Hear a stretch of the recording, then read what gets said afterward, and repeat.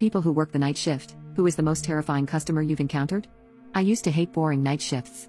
At the time I was a 20-year-old single female. I worked the cash register in a convenience store while my coworker worked in the food service area. One night, this gentleman came in and made multiple comments to me about how beautiful I looked. How he would love to have a young woman like me, how I would make a perfect wife for someone. Overall, creepy comments shouldn't be made to someone you just met who is trying to do their job and make a living. I tried to play nice with the guy and he finally left, disappointed that I hadn't returned his advances. I mentioned it to the other girl I was working with after he left and she rolled her eyes and told me that I needed to get over it. He began to come in every night after that. If I was working, he would follow me around the store, asking me very personal and inappropriate questions. If I wasn't working, he would ask my coworker about me and she would readily give answers. She went so far as to tell him I was interested in him and just playing hard to get. I finally told my assistant store manager about it, requesting a transfer off of the night shift because this guy was making me uncomfortable. He told me that he would see what he could do. The next schedule that came out, I was scheduled for 5 nights. I confronted him about it and he told me that I was the best night shift worker that he had and that he would have the gentleman banned from the store. Well, that never happened. Things began to escalate. The guy would come in and beg for my number. He would try to give me money to go out on a date with him.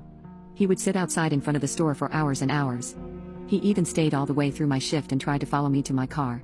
Finally, I got sick of the man. I told him I wasn't interested in him, he needed to stop trying, and it was disgusting because he was old enough to be my father. I felt bad afterwards because I don't like to be a rude person and I thought I was going to get fired for speaking to a customer that way. The gentleman stopped coming in for about a week and I thought I was in the clear. But I wasn't. One night, about a week and a half since the last time I had seen my stalker, a bunch of police officers came in. I spent a while chatting with them as they drank their coffee and then I went to perform my nightly cleaning duties. We had a mop closet that we kept all of our cleaning supplies in.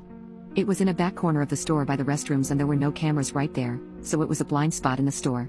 I went into the mop closet to get the mop bucket and a mop when I heard someone behind me. I thought it was one of my police friends and I turned to talk to them to find my stalker standing behind me, blocking the doorway. My heart began to race in my chest. "Hey, how's it going?" I asked him, going to prep the supplies I needed to mop the store. "It's going good," he replied, and at that moment I didn't think anything was wrong. "Have you thought about my offer?" I sighed, crossing my arms. "I told you, I'm not interested."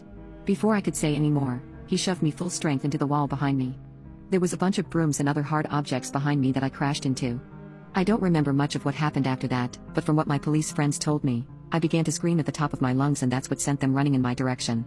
One of my friends said that as they rounded the corner I was slamming the palm of my hand into the guy's nose and attacking him. They tackled him, knocked him through the door we used for deliveries, and 2 of my police friends had to hold me back because I was trying to attack this guy, screaming that I was going to end him. They pulled me back into the break room. My managers were all called to the store at 3 in the morning, and I had to fill out a police report. My friends told me that when they took the guy to the hospital, he had a broken nose because of me fighting back and they had accidentally dislocated his kneecap when they tackled him. He also got a 6-month prison sentence, but he better hope he never comes near me when he gets out. That man is a creep. He deserved everything that happened to him. I'm mad that the manager would not allow the shift change. Do you think the manager should be fired?